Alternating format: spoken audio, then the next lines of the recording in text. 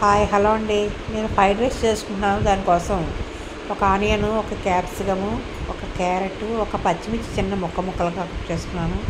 చిన్న చిన్న ముక్కలుగా కళాయిలో ఆయిల్ వేసి అవన్నీ కూడా మగ్గించుకుంటాను.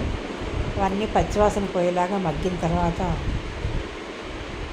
దాంట్లో రైస్ వేసుకుంటాను. ఉట్టుకున్న రైస్ వేసి మొత్తం అన్నిటికీ సరిపడా కారాన్ని, గరం మసాలా పౌడర్ని,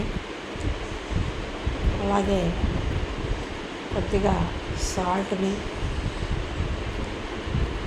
వేసుకుని మొత్తం ఈ ఫ్లేవర్స్ పట్టే వరకు కూడా మళ్ళీ మూత పెట్టి ఉంచుకోవాలి.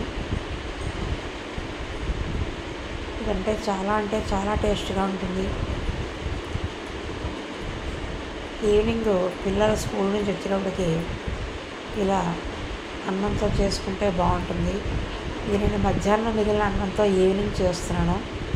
ఇలా ప్రతి ఒక్కరూ మీరు ట్రై చేయండి, లైక్ చేయండి, సబ్స్క్రైబ్ చేయండి. చాలా టేస్ట్గా ఉంటుంది. నమస్తే.